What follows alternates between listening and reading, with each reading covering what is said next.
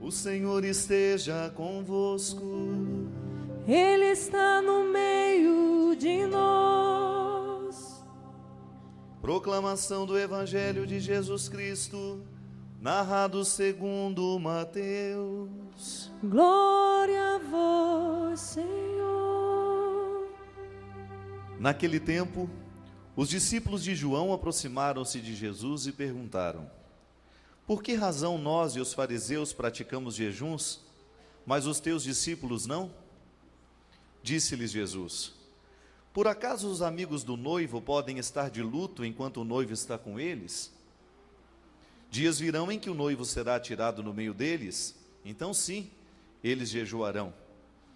Ninguém põe remendo de pano novo em roupa velha, porque o remendo repuxa a roupa e o rasgão fica ainda maior. Também não se põe vinho novo em odres velhos, senão os odres se arrebentam, o vinho se derrama e os odres se perdem. Mas vinho novo se põe em odres novos, e assim os dois se conservam. Palavra da salvação. Glória a vós, Senhor. Vamos aplaudir a palavra de Deus.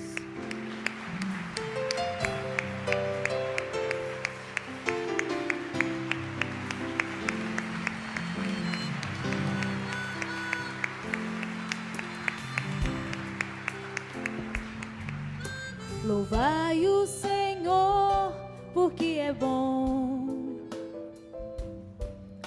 Louvai o Senhor, porque é bom. Louvai o Senhor, porque é bom. Louvai o Senhor, porque é bom. Você sabe que uma das características da infância é justamente a nossa incapacidade de dividir as coisas, não é assim? Toda criança é naturalmente egoísta, né? Digamos assim. Ela tem uma incapacidade de dividir o que ela tem, porque ela é muito ensimesmada. O que é o ser ensimesmado? É o ser que enxerga apenas o si, não é? E a criança é fortemente marcada por ser ensimesmada. Tanto é que a psicologia nos ajuda a entender que todo o processo da maturidade, ela é na nossa capacidade de sair de nós e de irmos ao encontro do outro. E só pode sair de si aquele que já se conquistou, porque senão você se perde por aí. Se você não tem uma identidade, se você não sabe quem você é, se você não é dono o suficiente de você, dificilmente você vai poder dividir-se com alguém. Justamente por isso que a criança não pode dividir-se, porque ela ainda não se possui. Ela não sabe nem limpar a bundinha dela quando faz cocô. Alguém tem que fazer por ela, não é assim? Ela usa fraldas, quando você menos imagina a coisa acontece, e aí? Como é que ela vai dividir-se com alguém? Como é que você vai pedir um favor a uma criança? Não tem jeito. Como é que você vai dizer para ela enquanto ela chora: filhinha, e se ela tem 3 meses, mamãe está ocupada, daqui a pouco eu te dou mamar? Diga, pode dizer o tanto que você quiser que o choro virá do mesmo jeito. Tanto é que quando você vai identificando a maturidade, quando a criança começa a compreender as regras dos joguinhos de brincadeira de criança. Piaget é um grande psicólogo, que fez toda uma psicologia da educação maravilhosa. Ele dizia que o desenvolvimento do juízo moral, isso é, a capacidade de saber o que é certo ou errado, ou a capacidade de compreender uma regra, está intimamente associado ao desenvolvimento cerebral, à maturidade do cérebro. Quando é que nós entramos para a escola? Aos 5 anos, aos 6. Agora, claro que com esse mundo cada vez mais acelerado, essas crianças elas vão se tornando mais capacitadas mais cedo. Mas 7 anos é a idade da razão, por quê? É o momento em que o cérebro já desenvolveu o que tinha que desenvolver e já está preparado para compreender o que antes ele não podia. Não adianta você querer ensinar para uma criança uma regra de álgebra, por exemplo. Ela não tem maturidade cerebral para isso. Por isso que ela tem que começar com regras simples de 1 mais 1, 2 mais 2, para que depois um dia ela possa chegar à complexidade das equações matemáticas. Processo do desenvolvimento cerebral, maturidade cerebral, é massa cinzenta mesmo, que precisa evoluir para que aquela criança tenha condições de ser um adulto pensante depois. Claro, ela vai começar do básico, para depois ela chegar ao mais complexo. Piaget dizia que a compreensão do juízo moral, isso é, saber o que é certo, o que a gente pode, o que a gente não pode, é também um processo, é sempre processual, isso é, vai ter etapas. Se você não passa por essa fase, você não chega a outra. Por isso que é processo. Processo, gente, é aquilo que tem um esquema a ser, não é, advogada? São os passos que você tem que dar para chegar ao resultado que você espera. Não tem como queimar fases do processo, tem? Não. Não tem como você chegar diante do juiz, olha juiz, vou contar qual que é meu problema. Não, você tem que primeiro passar pelo advogado, o advogado vai estudar o problema, faz a petição, aquela coisa toda, depois tem a audiência, aí então sim que o juiz vai tomar conhecimento. Por quê? Porque é processo, é demorado, é chato, é lento, é assim. O processo é lento, não é assim que a gente fala? Para a gente chegar lá, a gente tem que passar pelo processo, a vida é assim. E a criança, ela passa pelo processo de amadurecer para chegar à compreensão das próprias regras. Por isso que é importante que a criança brinque. Brincar é o momento em que a criança vai aprender a vida. Por isso que a gente tem que ficar de olho em quais são os brinquedos que os nossos filhos brincam. Porque ali está passando pelo processo de incorporar o mundo. Maturidade é isso. É o momento em que nós vamos descobrindo o que é certo, o que é errado, o que é meu, o que é do outro. A gente vai tomando posse do que a gente é, para que depois a gente tenha condições de dividir-se com os outros. Porque se você não tomou posse de quem é você, se você ainda vive à deriva, você não tem como oferecer segurança a quem está perdido no seu mar. Se você é um barco sem destino, será muito difícil você oferecer destino a quem está perdido. Se você é um porto que não tem identidade, dificilmente alguém poderá parar em você, porque você não sabe quem é você e nem muito menos onde você está localizado. E esta localização humana, de nós sabermos quem somos, de nós sabermos o que podemos, de nós podermos ter condições de dividir o que a gente é com alguém, é também processo humano de maturidade. A gente não aprende amando. A gente não nasce amando, muito pelo contrário. A gente nasce no desejo de querer possuir o outro. O amor de uma criança é sempre um amor marcado pelo egoísmo, e isso não é pecado ainda nela. Por quê? Porque ela não tem liberdade para ser diferente. Só é pecado quando nós temos liberdade para ser diferente e a gente não é. Aí você está incorrendo no erro humano que atinge diretamente o coração de Deus, porque tudo que atinge e que fragiliza a humanidade, fragiliza também o coração de Deus. Uma criança, por exemplo, a fase, como dizia Freud, a fase oral, é o desejo que a criança tem de incorporar o mundo pela boca. Ela não sabe diferenciar o corpo da mãe do corpo dela. Ela tem dificuldade de saber que o corpo da mãe não é o corpo dela, por isso ela morde. Tudo que a criança vê, ela quer morder, porque é um desejo que ela tem de incorporar o mundo. Ela não sabe diferenciar-se deste mundo. Então, no momento que ela morde, é como se ela estivesse na tentativa de trazer para ela aquilo que ela acha que é dela. Essa fase oral, se você que já foi mãe, você sabe muito bem, criança chega a machucar você, não é verdade? E eu pergunto, por mais que você ache fofinho, você tem coragem de arrancar pedaço de quem você ama? Não. Porque você já está no juízo moral, você já amadureceu para saber que o corpo do outro não lhe pertence. O desejo de incorporar o outro pela boca, no momento que morde da criança, é uma característica dessa incapacidade de amar, essa incapacidade de respeitar o limite. E é à medida que você vai educando, que essa criança vai avançando no processo de amadurecer para isso, de descobrir que o outro não é ela. E de que ela não tem o direito de fazer com o outro aquilo que ela quer. Veja bem que isso é desenvolvimento da fase moral, e que depois nos atinge em cheio se a gente não passa pelo aprendizado. E você já deve ter encontrado muita gente que, mesmo já tendo muitos anos de vida aí, ainda continua achando que ela é dona do mundo, que ela tem o direito de incorporar os outros e que todos os outros estão a serviço dela. Incapacidade de amar, falta de maturidade. Minha gente, toda a palavra de Jesus, com todas aquelas pessoas que ele encontra ao longo do Evangelho, essa palavra de Jesus está sempre a serviço de acelerar esse processo de maturidade. Porque Deus não pode fazer reino de Deus, Deus não pode instalar o seu reino aqui na terra com crianças. As crianças até fazem parte do reino, mas desde que alguém esteja se responsabilizando por elas. Porque a construção do reino pede o tempo todo a presença de pessoas maduras que sejam capazes de controlar os seus afetos, de ter uma boa harmonia dentro de si, para que depois ela possa ajudar os outros que estão do lado. Caso contrário, nós temos um caos social. Você sabe muito bem que uma sociedade ela é mais estruturada à medida em que as pessoas que compõem o tecido social são maduras. Caso contrário, você tem a festa da mexerica. Entra quem quer, faz o que quer, não é assim?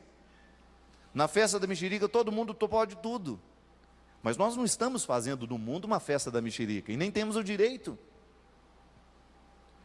Quando a gente começa a perceber que há um desequilíbrio nas relações humanas, e essa é uma característica muito forte no mundo de hoje, você vai identificar justamente isso, a ausência do Evangelho, no momento em que nós identificamos que as pessoas não estão amadurecendo, elas não estão aprendendo a amar. Porque amar passa o tempo todo pelo processo do aprendizado. Nós não nascemos aprendendo amando. A gente precisa aprender. Quando é que você aprende a amar? Quando você descobre que o outro não tem que ser o que você quer, que o outro não tem que ser o que você espera dele, e que o amor será sempre um movimento que lhe faz encontrar o outro, permitindo ser ele mesmo diante de você. E que se houver alguma lapidação a ser feita, essa lapidação será feita porque você amou, e não o contrário. Não é a lapidação primeiro para depois você, então, melhora que depois eu te amo. Não. Porque a maturidade, ela nos leva a pensar. Eu quero ser um espaço de transformação para você, porque eu te amo. E esse amor que eu tenho por você, já é o suficiente para que a gente possa começar uma construção juntos. Por que Jesus tinha tanta segurança em trazer os piores para o lado dele? Por que Jesus tinha uma predileção pelas pessoas que não prestavam? Basta olhar quem ele escolheu, gente. Basta você ter contato com a palavra de Deus e você vai ver que Jesus prefere os piores o tempo todo. Tanta gente santa, olha os fariseus e o povo aqui dizendo, olha, nós somos os homens do jejum. Nós somos os homens da vida santa. Por que você está preferindo esses outros se eles não são nem capazes de viver uma vida mais saudável, uma vida santa? Olha, eles não fazem nada, são os beberrões aí, uns comilões, roubam espigas até quando dá fome. Você está do lado de cobrador de impostos, você está do lado de ladrões, você está do lado de prostitutos. Será que você está sabendo com quem que você anda? E Jesus sabe com quem ele anda, porque ele não tem essa preocupação. Ele não tem a preocupação de que alguém que seja muito ruim esteja do lado dele. Sabe por quê? Geralmente quando nós tememos que alguém muito ruim esteja do nosso lado, é porque a gente se reconhece naquele que é ruim demais. Então a gente quer longe da gente. Jesus não tem esse problema. Um homem amadurecido na capacidade que o amor lhe traz,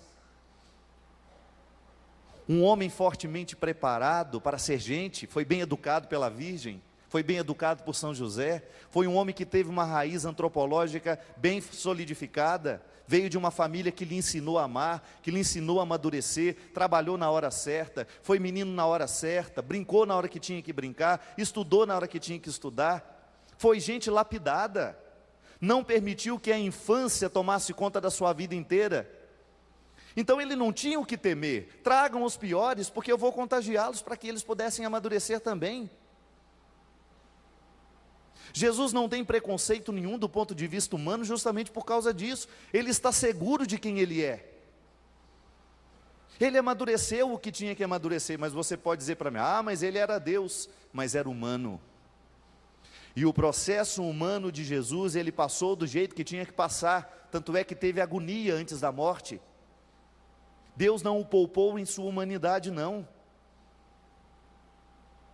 E porque viveu profundamente essa humanidade, então ele nos indica um jeito de viver também. Porque se ele tivesse vivido apenas, por aí, se fosse apenas uma encarnação de aparência, se ele não foi verdadeiramente humano, você tem todo o direito de dizer, não me peça então para viver isso, porque você não viveu. O que ele pede para mim, o que ele pede para você, ele viveu na carne dele. A maturidade de Jesus é um dado fantástico, extraordinário, porque você encontra naquele homem, você encontra naquele ser humano, uma capacidade imensa de amar os piores, justamente por causa disso. Ele era especialista em amor. Ele sabia muito bem o significado de amar. E amar é justamente você olhar para o outro do jeito que ele é. Amar significa você partir da verdade do outro, você não imagina. Você não fica imaginando o que o outro é. Você pode até imaginar o que o outro pode se tornar, mas não o que ele é agora. Agora ou a gente se encontra na verdade, na realidade, na crueza, e assim cresceremos juntos, ou então não chegaremos a lugar nenhum. Por isso, minha gente, quando a gente fala de opção pelo amor, nós temos que fazer um termômetro. Aí, se a gente quiser analisar a nossa capacidade de amar, você vai ter que analisar a sua capacidade de ser maduro. O quanto que você já deixou de ser criança. O quanto você já deixou de ser criança é que é o termômetro da sua maturidade, da sua capacidade de amar. O tempo todo eu tenho que me perguntar, você tem que se perguntar, em que aspectos da vida a gente ainda prevalece na infância? Quando Jesus dizia que vinde a mim as criancinhas, porque o reino do céu é delas, ele referia à verdade, à simplicidade. A autenticidade, a criança não inventa. Eu me lembro que uma vez o meu sobrinho, Conrado, hoje já é um rapaz, já é até pai.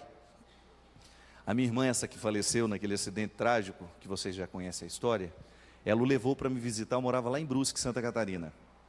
E nós tínhamos uma cozinheira muito agradável, né? E ela falou assim, vou fazer um sorvete para o seu sobrinho. Ele era um toco de gente, eu acho que ele devia ter uns 4 anos. E ela veio servir o sorvete para ele. Só que o sorvete estava muito feio mesmo. A gente olhava assim, a gente via, né? E aí ele parecia mais um picolé dentro de uma vasilha assim, né? De um recipiente. E aí a minha irmã já percebeu logo, porque lá em casa o senso crítico, assim, o bom humor muito apurado é genético. Todo mundo tem isso. Um olha para o outro e já sabe o que o outro está pensando. E a minha irmã olhou para mim, eu olhei e disse, vai dar alguma coisa aqui agora. E o Conrado olhando assim, aquele sorvete, olhando para a mulher, ela cortando o sorvete, e ele assim. Ele falou assim, o que é isso? É um sorvete que eu fiz para você. Aí ele virou e falou assim, isso não é sorvete nem aqui, nem na China.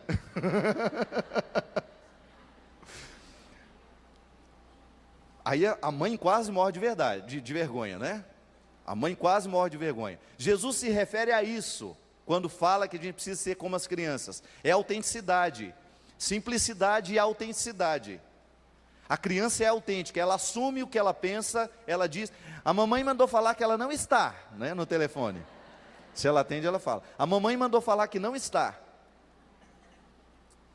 Criança é autêntica, e a santidade começa na autenticidade. Enquanto a gente se mascara para fingir o que a gente não é, Deus não poderá fazer absolutamente nada conosco. Mas agora tem um processo a ser vivido e a ser experimentado. O processo de você deslocar da sua infância e de você chegar lá na sua maturidade. Isso é bonito demais. Piaget dizia, por exemplo, que o crescimento moral, essa sua capacidade de não roubar o outro, por exemplo, de você ter dentro de você um caráter que lhe orienta para a bondade, ele dizia o seguinte, a primeira fase do desenvolvimento do juízo moral se chama anomia. Na anomia, a criança não tem nada dentro dela que a possibilite saber o que é certo, o que é errado. É a fase de que ela pode tudo. Na anomia, você pode tudo. A criança não tem condições de compreender nenhuma regra. Depois você passa pelo processo da heteronomia. No processo da heteronomia, O hétero é o diferente, né? O hétero é uma raiz que quer dizer o diferente. Na heteronomia, a criança começa a observar os modelos que ela tem do lado. Então, geralmente nessa época, ela imita e ela gosta do que o pai gosta, do que a mãe gosta. Ela acredita que é certo, o que é errado, a partir do momento do que o pai tem os seus valores e a mãe tem também. Então, ela observando as pessoas que têm influência sobre ela, aí são os amigos, é professora, todas aquelas pessoas que têm uma influência sobre o seu filho, representa para elas uma heteronomia. Então ela começa a acreditar que é certo e que é errado, porque alguém do lado dela está acreditando. Não é por força dela ainda, é pela força do modelo que lhe é exterior. Veja bem que aquele que não tinha condições de nem observar o outro, começou a ter. Uma criança, um recém-nascido, uma criança de 1, 2 anos, ela ainda não tem condições nem de imitar. Ela faz o que ela acha, pronto e acabou, e ela não está nem um pouquinho preocupado com os outros que estão do lado dela.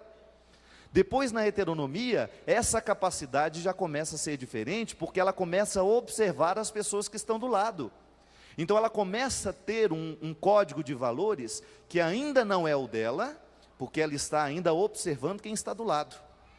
Para depois a gente chegar, finalmente, naquilo que Piaget chama de autonomia. Auto, eu. Eu já tenho os meus valores, e eu não dependo mais se o outro que está do meu lado está fazendo ou não. Eu observo essa regra, porque para Piaget, o desenvolvimento do juízo moral está intimamente associado à capacidade de conhecer as regras, de um jogo, por exemplo.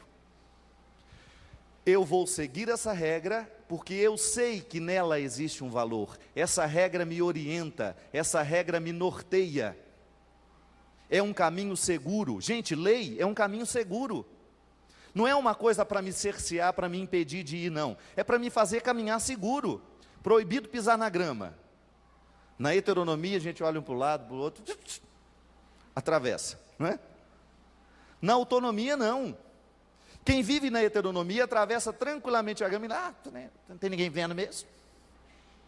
Não é assim? Uso do cinto de segurança. Precisa colocar não, que aqui não tem polícia na cidade. Primeira coisa que falam para a gente quando a gente entra dentro do carro. Precisa não preocupa não. Tem nenhuma polícia aí. Mas eu não estou usando por causa da polícia. Eu estou usando porque eu sei que é uma segurança para mim. Aí sim, é autonomia. Se você não usa porque tem alguém, não tem ninguém olhando, é heteronomia. Está vendo como você tem condições de saber se você está maduro ou não? É só você descobrir se você obedece quando tem alguém te vigiando e quando não tem alguém te vigiando. Se você assimilou como valor, você não precisa que ninguém fique te observando. Gente, religião é a mesma coisa, processo de conversão é a mesma coisa, passa pelo mesmo esquema que Piaget delimitou e nos ensinou. Na fé nós também vivemos a autonomia, na fé nós também vivemos a heteronomia, nós vivemos a anomia. Basta você descobrir que em determinados momentos da sua vida você faz uma coisa porque alguém está te pedindo, ou você faz alguma coisa porque alguém está te obrigando, porque alguém está te observando, e você vive aquela santidade, entre parênteses, porque o padre está observando, e você faz questão de ter aquela pose por onde você vai, ao contrário da pessoa que já voou um pouco mais, já ultrapassou o limite da heteronomia e já entrou lá na autonomia. Eu não preciso que ninguém me observe, eu vivo porque para mim é um valor, eu vivo porque eu já amadureci nisso, e não quero mais ser escravo daquilo que antes me dominava na minha anomia, e depois que me dominava na heteronomia, porque a pior coisa que tem é a gente não ser maduro no mundo, a gente sofre dobrado. Pessoas imaturas sofrem dobrado. Pessoas imaturas lamentam o tempo todo, porque elas querem que o mundo seja como elas querem que seja. Pronto. Pessoas imaturas querem modificar os fatos. O fato já aconteceu, já acabou, já está aí, não tem como mudar. Pessoas maduras deixam que os fatos lhes modifiquem. Eu não posso modificar o fato. O imaturo chora, lamenta, fica lá reclamando. Eu falei que O maduro vira a página. Tem como mudar? Resolve reclamar? Reclama em uns 10 minutos, acabou. Porque se a gente não reclamar também, a gente adoece. Tem que reclamar. Nem que seja uns 5 minutos, sabe? Lamenta. Mas não faça da vida toda um lamento. A maturidade é justamente isso, gente. Eu não tenho como mudar o fato, então eu deixo que o fato me modifique. Para que eu vou ficar batendo a cabeça? Diz que a anta é assim, né? O Padre Léo dizia. A anta é aquele bicho que vai sempre na mesma direção, e bate a cabeça e volta, e bate a cabeça e volta. Uma anta imatura. Maturidade é esse processo bonito que vai nos levando pela vida, para a gente poder viver com um pouquinho mais de qualidade. O imaturo ganha o limão, chupa ele fazendo careta. O maduro faz a limonada. Fica reclamando, não é? Reclama, reclama, reclama, reclama. Não tem como. E aí a gente vai descobrindo que, por exemplo, nós vamos fazendo o nosso retrato. Porque eu que estou falando aqui, eu estou me pensando. E tenho certeza que no momento que você me escuta, você se pensa também, meu Deus, como eu fui imaturo naquela hora. Quando a gente não é capaz de sair do nosso processo e dar o salto de qualidade na nossa humanidade, a gente vai ser eternamente carente, ninguém gosta de mim, já estou acostumado, né? Aquela carinha de vítima. A vítima é uma das piores espécies humanas que pode haver entre nós. E quando a gente é vítima, coisa mais triste, para a vítima não existe solução de nada. Tudo está irremediavelmente perdido e não adianta propor nada. Não tem jeito. Não tem jeito e ela não quer nem discutir a questão. Tudo esse preâmbulo para a gente chegar aqui agora. Muitas vezes, os nossos relacionamentos de amizade, eles são um fracasso por causa das nossas imaturidades. A gente tem os nossos amigos como se fossem ursinhos de pelúcia que decoram a nossa vida. E amigo não é ursinho de pelúcia para decorar a nossa vida. Amigo tem que ser uma agulha que nos espeta o tempo todo para a gente poder crescer na hora que precisa. Nós não temos que ficar olhando para as pessoas que estão do nosso lado, imaginando essas pessoas, não. O seu amigo não é aquilo que você imagina. E ele não tem obrigação de ser o que você imagina dele. Isso é coisa de criança, que olha para o super-homem e acredita que ele realmente pode voar. Isso é coisa de criança. Amizade é processo de maturidade que nos leva ao verdadeiro encontro com aquelas pessoas que estão do nosso lado. Tem todos estes defeitos, mas ele faz parte da minha vida. E eu não troco por nada deste mundo. Sabe por quê? Porque eu tenho alma de cristão. E aquele que tem alma de cristão não tem medo de defeito dos outros. Porque sabe que aqueles defeitos não serão espelho para você. Mas você será um instrumento de Deus na vida dele para que ele possa superar. E com sua maturidade, com seu jeito de entender o processo humano, porque quanto mais maduro a gente fica, maior é a nossa capacidade de reconhecer os flagelos da humanidade, sem que a gente se desanime com ela. Ô minha gente, se você for pensar como é o universo do Padre, como é difícil escutar o que a gente escuta, conhecer os bastidores da humanidade, sem que a gente se desanime com ela. É uma das coisas que eu mais peço a Deus, Senhor, que eu me apaixone cada vez mais pela humanidade, porque se eu não estiver apaixonado pela humanidade, eu não sei o que significa seguir-te. Um padre só pode ser padre à medida em que ele é apaixonado pelos calvários da humanidade. Senão não tem jeito de ser padre, não.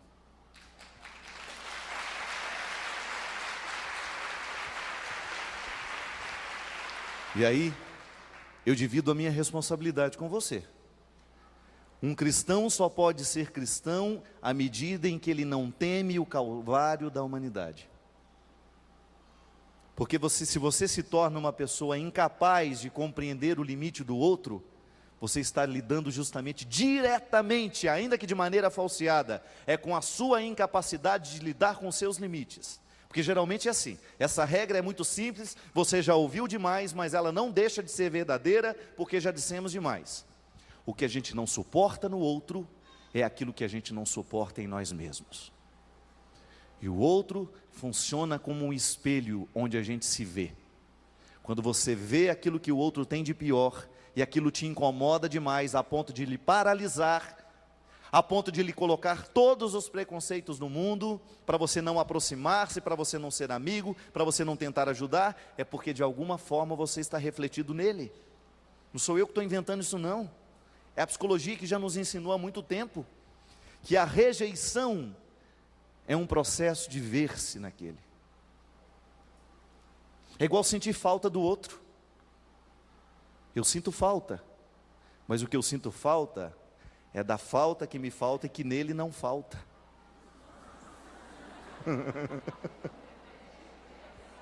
Não é jogo de palavras não, viu?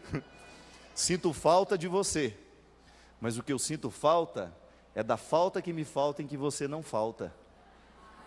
Porque eu vejo em você o que eu quero. Em mim falta, em você não falta. Então eu não sinto falta de você não, eu sinto falta de mim mesmo. Viu? Fechou o círculo?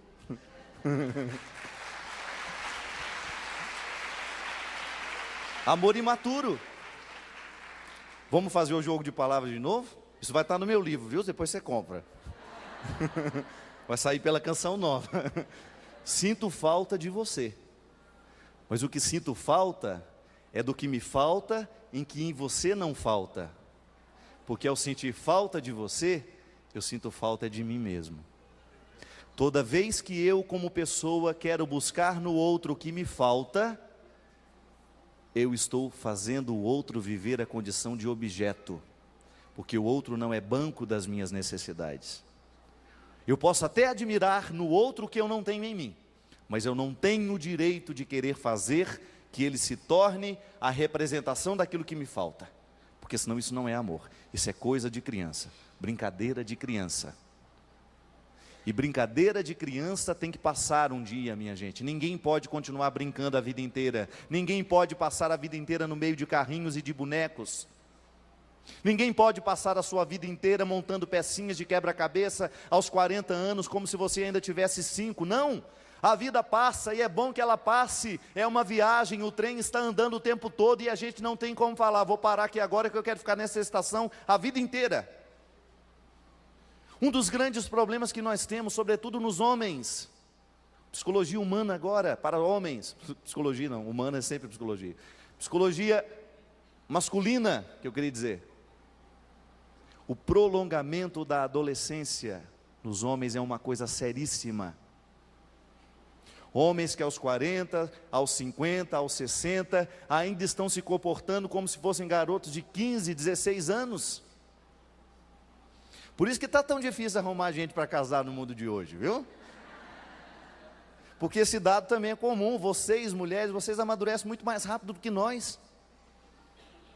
Mulher é um bicho esquisito, todo mês sangra, não é? A música?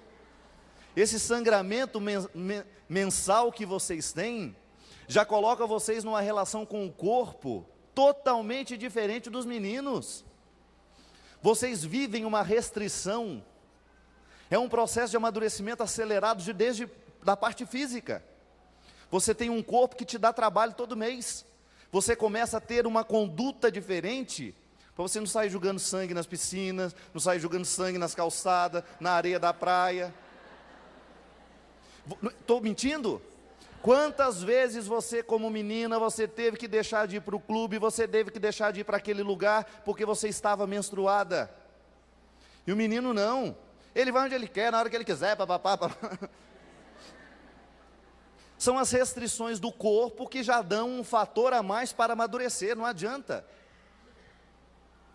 O processo da maturidade na mulher é diferente, é muito mais acelerado. Não significa que você vai ser mais ser humano do que o homem, não. Mas num determinado momento, o seu processo é acelerado pela força do seu hormônio.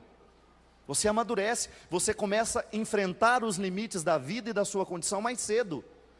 E nós, como não temos muitos esses limites físicos, a mente, a maturidade, os afetos, se a gente não tem alguém que de fato nos pegue pela mão e nos ajude a ser homem, a gente vai ser menino a vida inteira, birrento, só que a gente só dá birra quando fecha a casa. Fora nós temos aquela cara de... Aí lá dentro se comporta como se fosse um menino birrento. E você sabe muito bem. Pena que você não pode dar chinelada nele. Né? Como é que você vai dar uma chinelada no marido? O prolongamento da adolescência, dessa incapacidade de ser homem de verdade, isso é um problema seríssimo no mundo de hoje. A infidelidade, por exemplo. Infidelidade passa pelo processo da heteronomia. Tem alguém te vigiando? Você fez uma viagem, vai passar um mês na França. Tem alguém te vigiando? Você largou sua esposa e seus filhos em casa. Alguém vai te vigiar lá? Se você não estiver na experiência da autonomia, do amor que lhe faz ser um valor respeitar quem você ama, você vai trair. Porque cessou a vigilância. Ali você sabe se a pessoa está preparada para amar para a vida inteira. Foi na experiência que ela fez de descobrir que respeitar o filho, que respeitar a esposa, é uma experiência de valor. Eu não estou respeitando porque alguém está me vigiando, eu estou respeitando porque eu sei que é um valor. A mesma coisa como padre. Quantas vezes na minha vida eu viajo por aí, vou para lá e vou para cá. Está certo que agora a gente é mais conhecido, todo mundo sabe que a gente é padre. E quando a gente acha que não sabe, tem alguém observando a gente lá. Então, quanto mais conhecido a gente fica, maior é a responsabilidade que tem com o cargo que exerce. Essa é a responsabilidade. É valor? É valor ser padre? Então vai ser casto, vai respeitar o que optou. Se não, cai na gandaia. E eu que sou padre, tenho coragem de assumir isso. O anonimato é um perigo para nós. É sempre bom que nós estejamos do lado de pessoas que saibam quem somos nós e quais foram as opções que nós fizemos na vida.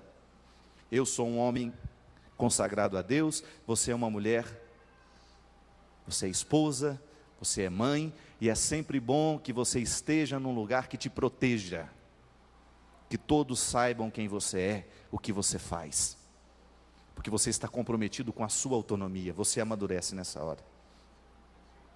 Minha gente, amar alguém é nós vivermos o exercício constante de não querer fazer do outro o que a gente gostaria que ele fosse.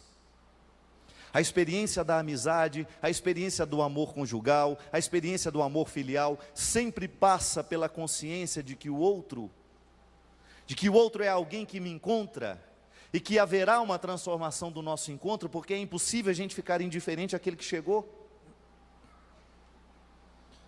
Nós não temos esse direito de modificar o outro e de fazê-lo à nossa imagem e semelhança, não. Eu não sei o que Deus tem para ele.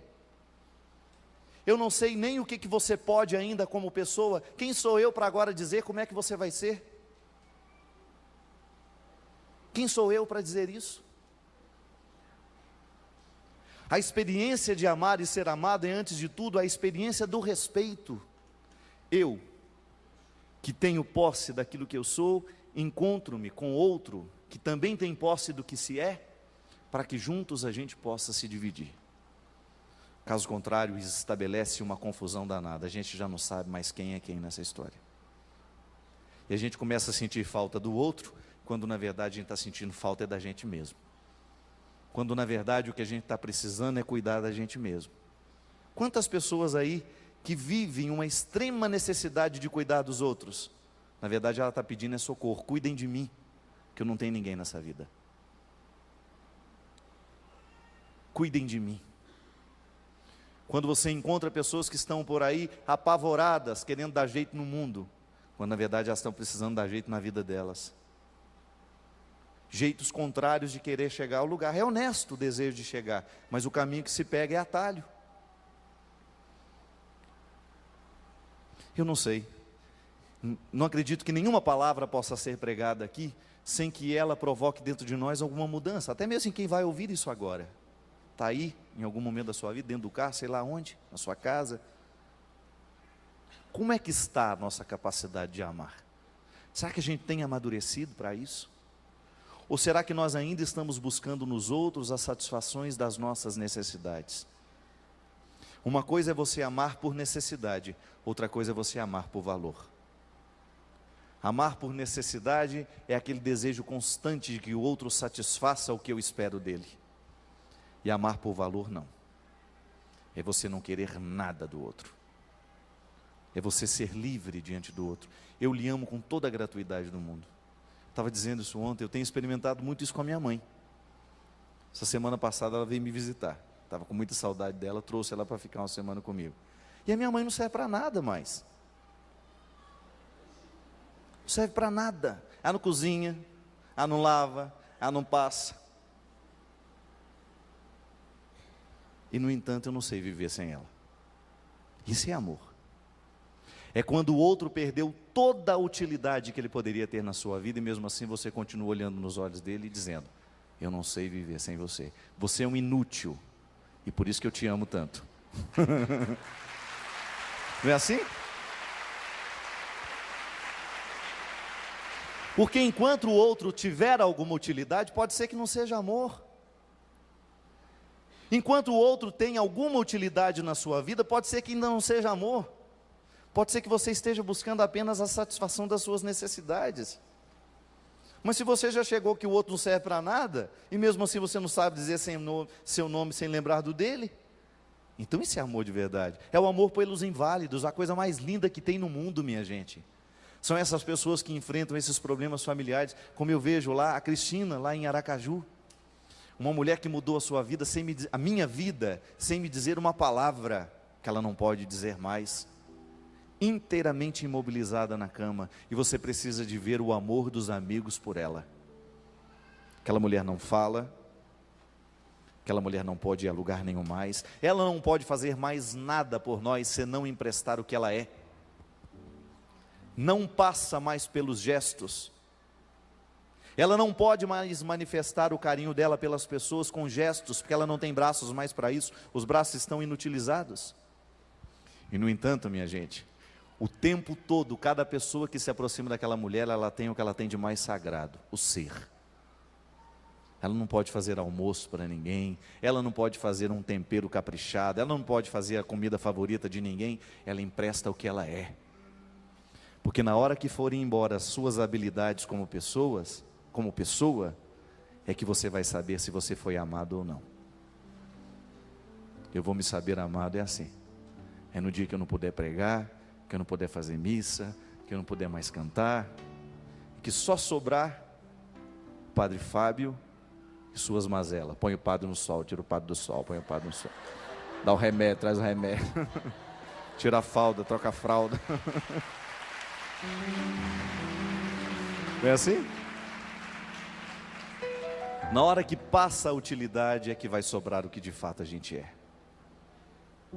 Na hora que já não sobrar absolutamente nada do que é atraente em nós, nós somos cheios de atrativos, e na hora que acaba esse atrativo, acabou.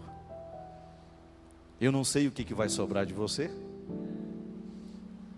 Eu não sei se você já ultrapassou o cabo da Boa Esperança. O cabo da Boa Esperança é aquela divisória, né? Quando os atrativos começam a ser menos, quando eles são menores, menos atraentes, você já ultrapassou o cabo da Boa Esperança. Aí está na hora de você cuidar do que você é, porque você vai perder tudo, vai cair tudo, vai despencar tudo, não adianta.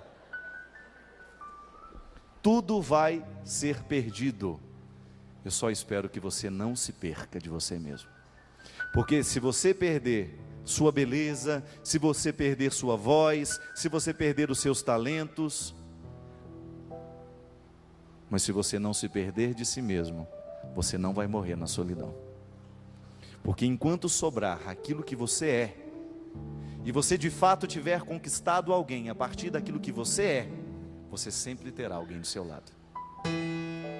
Vai acabar a utilidade e vai sobrar o seu significado. Porque o que você significa é muito mais importante do que o que você faz. O que você faz não pode ser maior do que o que você significa, porque vai chegar um momento da sua vida em que você já não mais poderá fazer o que você faz. E a vida cristã é isso.